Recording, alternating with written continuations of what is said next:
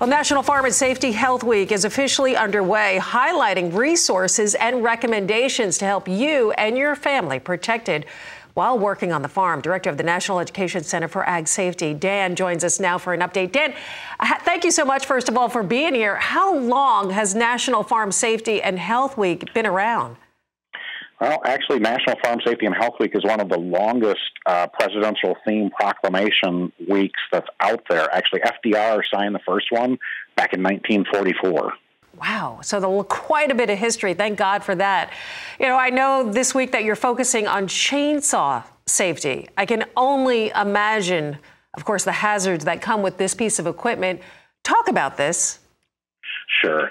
So, yeah, chainsaw safety is the topic of one of the webinars today, and actually 36,000 people nationally get injured by chainsaws every year. So we're going to look at tips and tricks as to how these injuries are occurring, you know, how you use the saw, how to safely use it, what's the proper personal protective equipment you should be wearing if you're using a chainsaw. I got to tell you, Dan, I have bought a little one just to do some of the tree stuff in my backyard. And I got to tell you, I feel so uncomfortable even just touching it, even just attempting to cut some limbs down. So I'm sure there's a lot that goes into this. Absolutely. You know, you take a look at that saw, and if you're cutting on the tip of it, it can kick back. And that kickback can be quite devastating as far as injuries and fatalities. Yeah, that's what I think about often. So as far as recommendations for farmers and how to keep themselves safe this harvest season, what would you like to say?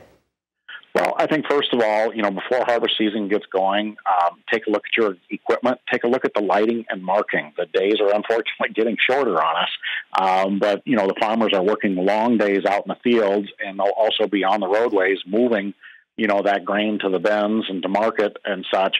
So, you know, from the farmer side of it, make sure your lighting and marking is good, you're visible. From the motoring public side, slow down. You know, getting behind a piece of farm equipment is only going to take you the same amount of time as stopping at a red light when you're in town. And remember, you can't pass farm equipment in a no passing zone. Doesn't make a difference if somebody's coming at you or not.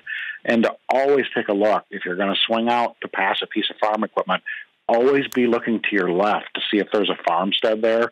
Many incidents occur in the fall where the tractor or the combine turns left into a farm field at the same time somebody's trying to pass them. Also take a look at, make sure you've got a stocked first aid kit there available for you.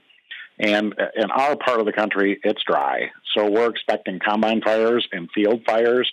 So fire extinguishers, make sure you have one in your machine shop. And we recommend 2 on the combine, one up in the operator station and one down around the other side. Boy, that is such great advice there to have that in the combine. So important. Dan, great stuff. Director of the National Education Center for Ag Safety, Dan Neenan. Again, thank you for joining us.